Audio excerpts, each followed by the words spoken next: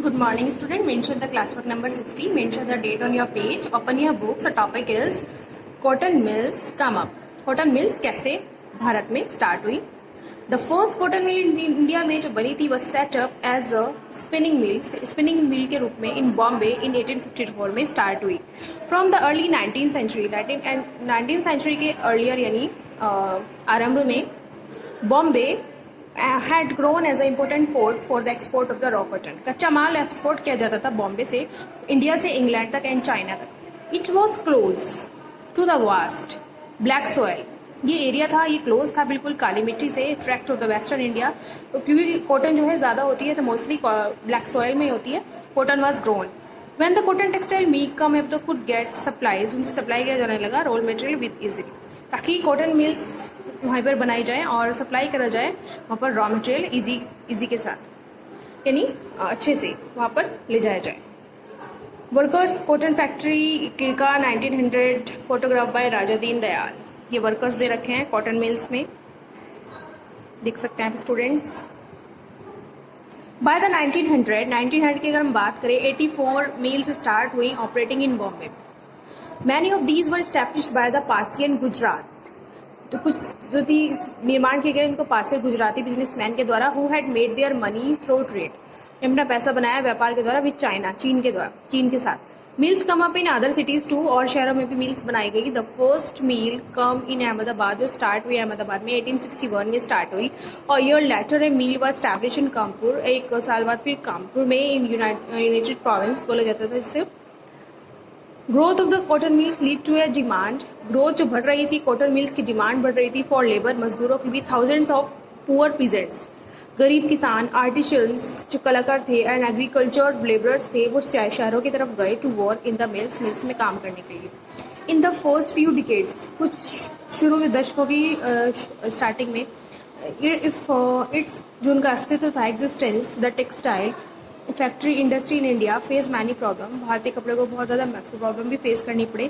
It found it is difficult to compete with the cheap textile.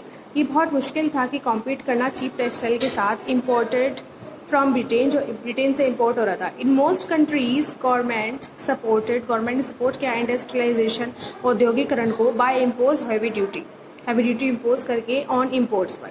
This eliminated competition, ये एक बहुत ज़्यादा जटिल जो कॉम्पिटिशन था. And the protected infant industries, the colonial government जो इन इंडिया यूजुअली रिफ्यूज, उन्होंने मना कर दिया इस सच प्रोटेक्शन को टू लोकल इंडस्ट्रीज के लिए जो हो रहा था. First major spurt in the development, जो पहला जो लहर आई डेवलपमेंट के विकास की थी, कॉटन फैक्ट्री की थी जो प्रोड्यूस हो रही थी इंडिया में. Therefore was during the first world war जब था, व्हेन टेक्सटाइल इंपोर्ट्स जो हो रहे थे फ्रॉम ब्रिटेन से वो समाप्त हो गए. And Indian factories were called upon to produce, और इंडियन फैक्ट्रीज में ही बनने लगा क्लोथ फॉर मिलिट्री में सप्लाईज करने के लिए. द नेक्स्ट टॉपिक है हमारा sword of Tipu Sultan and wootz steel. Tipu Sultan की तलवार and wootz steel. We begin the story of the Indian textile and iron material. Stories शुरू करते हैं इंडियन स्टील और आयरन की, by recounting the famous story of Tipu Sultan की फेमस स्टोरी जिन्होंने शासन किया था मैसूर में 1799 तक. Till Mysore who ruled Mysore till 1790. fought 4 wars with Britishers के साथ कम से कम 4 बार वॉर्स लड़े and died.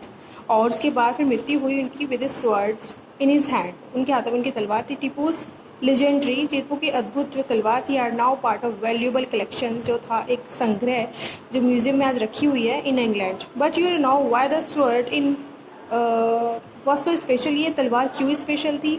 The sword had an incredibly hard, ये हार्ड थी, एंड शार्प एज, बहुत तेज़ किनारा था, दैट कुड ईजिली रिक, जो आर पार हो जाती थी थ्रो द अपोनेंट्स, अपने विरोधी पर armour. This quality of the sword come for a special type of high carbon steel, जिसमें ज़्यादा स्पेशल हाई कार्बन स्टील लगाई गई थी, जिसे वुड्स बोला जाता था, which was produce all over the south India में होता था. Wootz steel when made into swords produce a sharp pitch, उसका किनारा बहुत ज़्यादा शार्प था, with a flowing water pattern, और एक वाटर पैटर्न की तरह.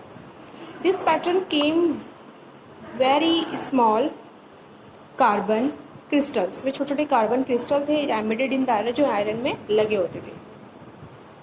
फ्रांसिस बुचानन जो टूर कर रहे थे मैसूर में 1800 में, आफ्टर ईयर टीपू सुल्तान की डेथ के 1 साल बाद ही left us an account of the technique, उन्होंने तकनीक निकाली जिससे वुड स्टील बनाई गई थी, what produce in many hundred of smelting furnaces.